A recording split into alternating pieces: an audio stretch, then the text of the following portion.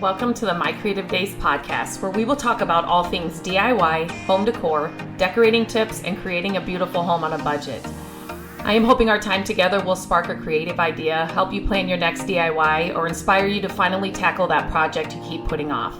Grab your favorite cup of motivation and let's chat. Hello, and welcome back to the podcast. This week, I kind of want to give you a nudge. I want to give you a little push. Feel me behind you, pushing you. I want to motivate you, just encourage you because to do the dang project. So, a little backstory on why this came about. We are usually in the last 5-6 years, pre-pandemic, but right when the pandemic hit, we actually were in the middle of one. So we have closed on a flip house or a rental property. We had a duplex for a few years.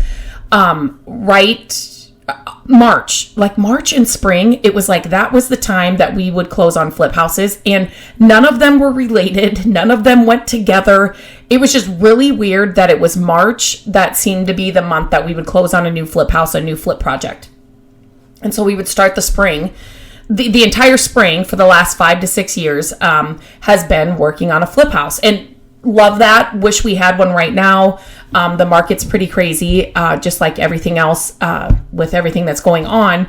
So we don't have one right now. And so always in January or when the Christmas decorations go away, I get this itch and I do a huge purge in our house. I get rid of all the things. It's just part of me. I need to feel lighter in the space. It's just as the Christmas decorations go away, the spaces in our home are freed up, and they're not stuffed with, decorations and stuff. And so I yearn for that, almost like a minimalist, all the stuff just away. And so I do a huge organization and purging thing in January. Deep clean, it's just, it feeds my soul. I'm a weirdo. I don't even know. But anyway, so coming into the end of February, and I just knew we didn't have a flip house, coming up or in the works. And it was okay, I'm itching. We need to change something. I just need to change something. I need to do something. I am somebody, I'm a creative person. And so I'm always looking for, just ways for our home to function better, look prettier, just all the things. And so, and with what I do, I really love it. It's just something I just love. And I knew we weren't getting a flip house. I'm knocking on wood because I don't want to put that out there. Maybe we're going to get one. I am recording this at the beginning of April. Maybe we're going to get one next week that I just don't know about. But, and so I just something, I need a project, some kind of bigger project. You know what I mean? Just not big where I'm tearing down walls or anything, like a flip house or something, but I just need a project in our house. And so, when we bought our house, the house that we are in now, we bought it from the original owners. I think I've shared this before. The house was great, solid bones. They had kept great care of this house. You couldn't have asked for a better, sound home to be buying. And so, but it built in the 60s. And so a lot of it was original, which to me and Matt, that's what we want. In our next house, we want that. We want to buy something that's still kind of original or just needs some updating. We love that. We've talked about, would we build? I don't even know how that process would work for us. I think I would stress about every little detail, but put me in a house that, is already standing and it's just all original. I can see the potential. I don't know. It's just weird. But anyway, so we have made many changes to this house over the years. And, so it's just kind of hard. I'm getting to the point where it's okay, I want to change something, but what do I really change? And, if we're thinking about selling and buying a house in the near future, what do you really want? How much money do you really want to invest in doing another project? And, those kinds of things. There are a couple of projects that we kind of put off. So the bathroom in this house, we did a really small makeover in. It was okay. They had kind of updated the flooring and stuff when we had moved in. And we did a few things in it, but it's the one room in the house that's really not been touched. So March rolls around and I'm I just got to do something. I open the linen closet getting ready for in the morning, and I'm like, we've never painted the inside of the linen closet. Like, if you can think of 60s beige, green, it's not a good beige. Like, I love beige right now. Like, but beige has come a long way. But that's the color that was inside our linen closet.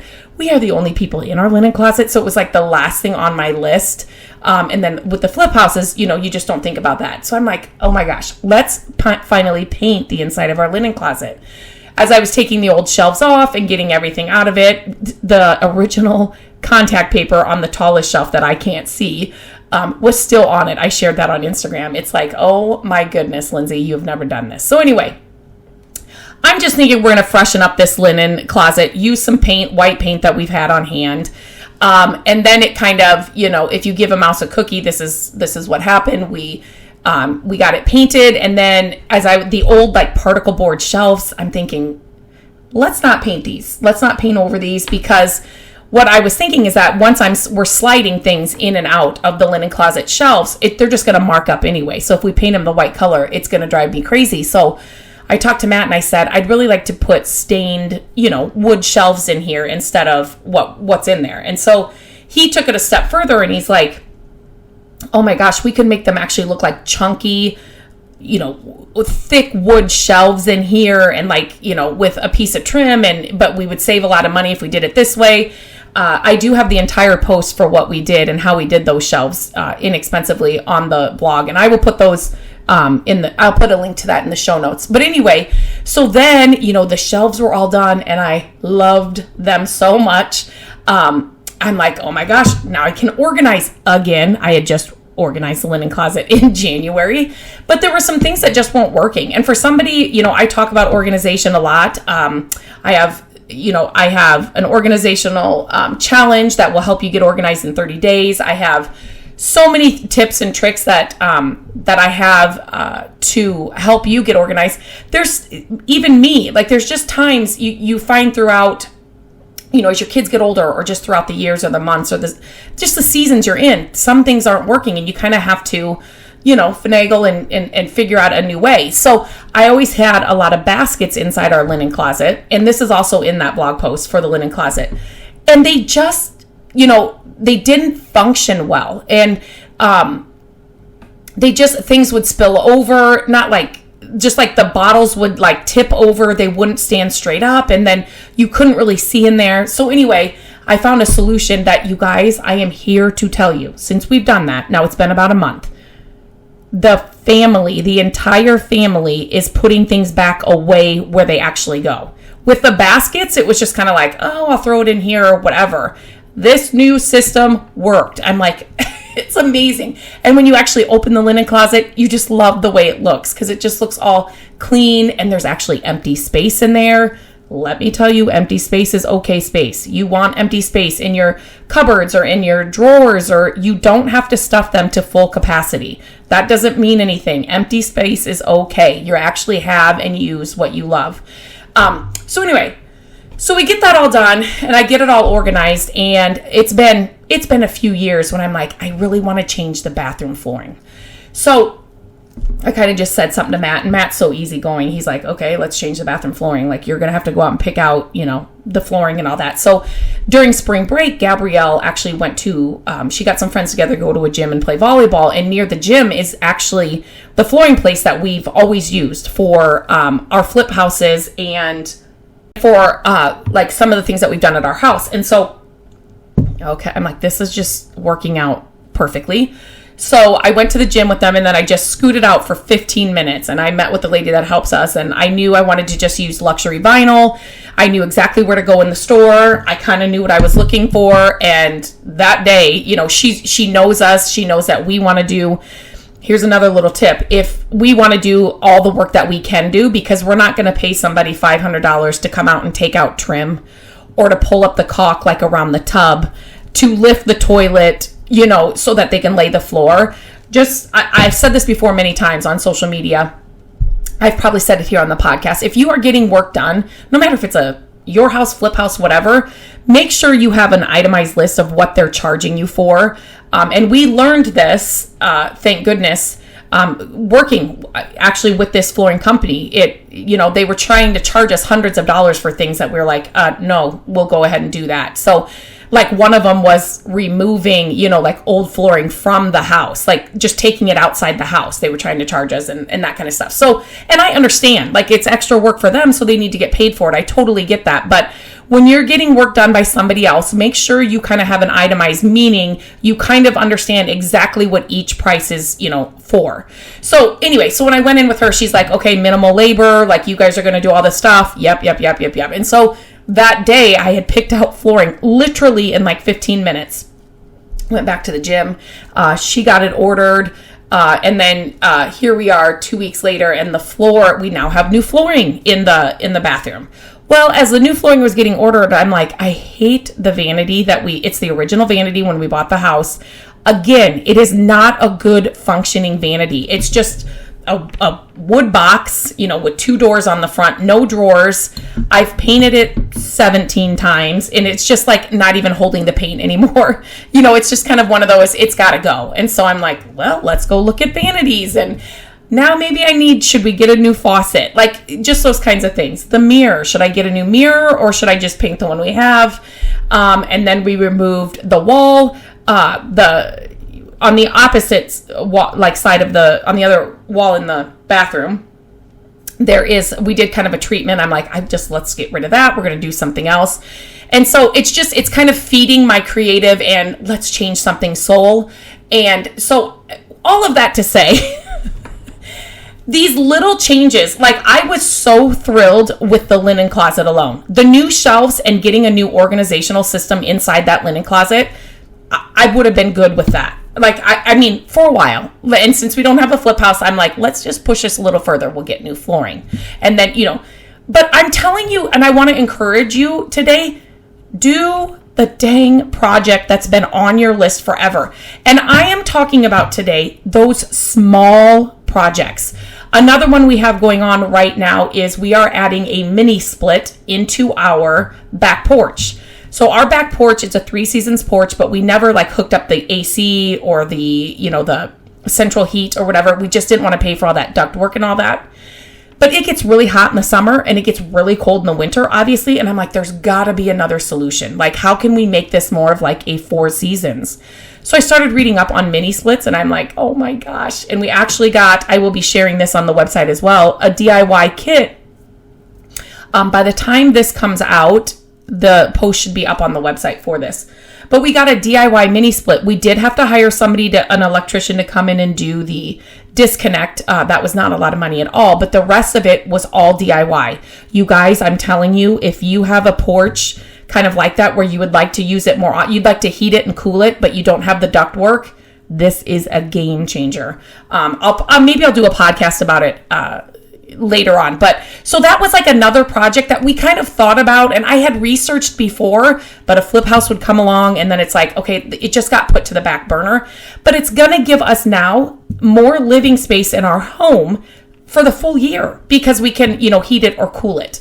So, and it was an easy project. I mean, it's taken a couple weeks to get it done. It's still not completely done, but it's just, do those little projects that you've been putting off, even if you don't have a budget. Let's say you've got $50, you want to do, but you've got those places in your home where like you want to paint an accent wall. Maybe you changed up a room in your home, let's just say months ago, and you still have to get the trim. Like you still got to paint the trim. Like you've painted the walls, but you haven't ever gone in and like cut in on the trim. Do it, get it done. Or it could be like hanging the shelf, like you bought a new shelf or you bought some new art or but you've never hung it. It's still sitting on the floor in the living room, the bedroom, the bathroom. Hang the shelf.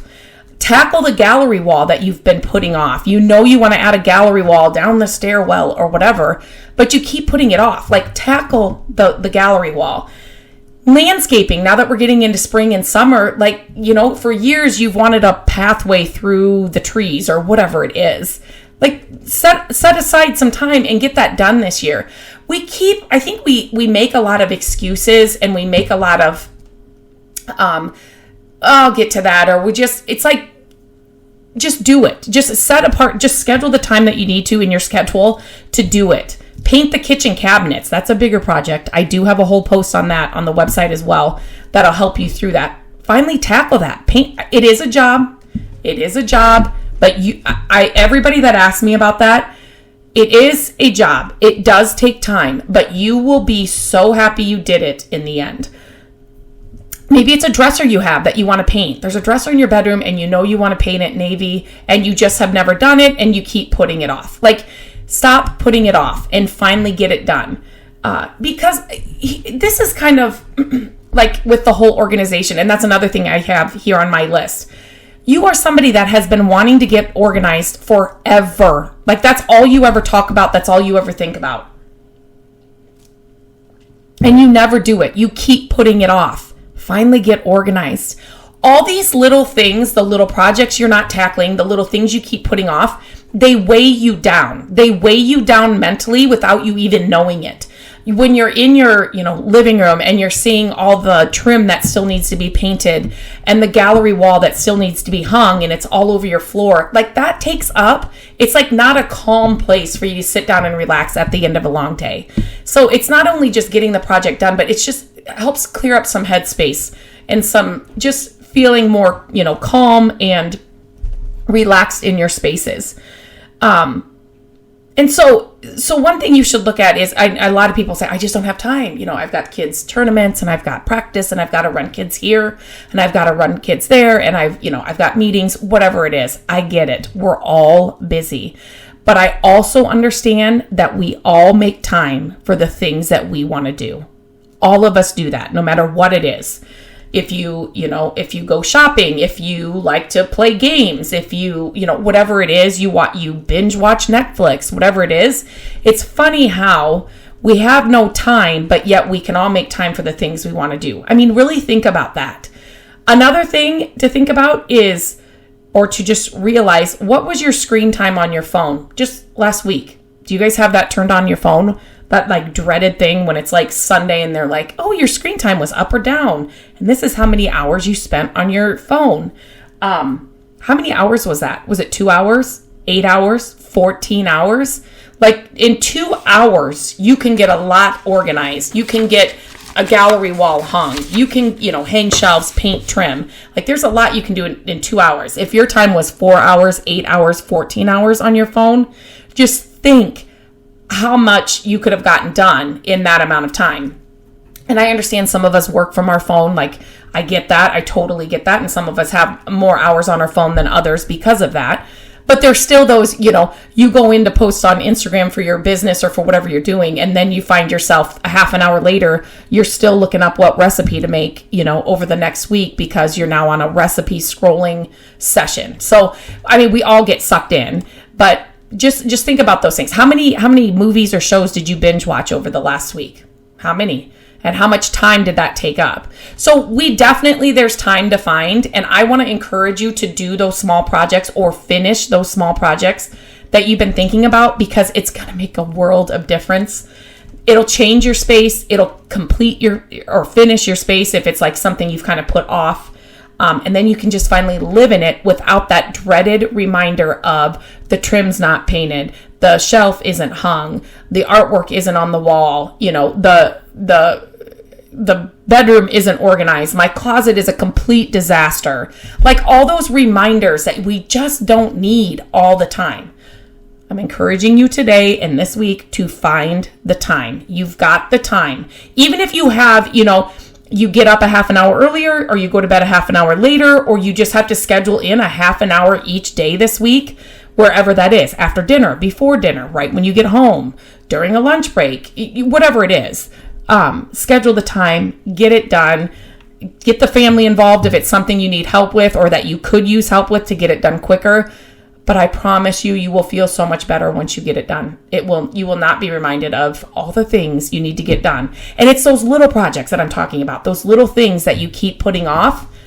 Let's get it done this week. And if you do get them done, and if you start them or complete them, or like this encouraged you to do this week, motivated you, will you please share that? Share it, post it on Instagram. If you listen to this podcast and you're like, okay, now I'm going to go and, paint the trim in my living room. I'm going to get it done. Screenshot this podcast and share it and tag me on Instagram at My Creative Days. I would love to see it. I would love to cheer you on.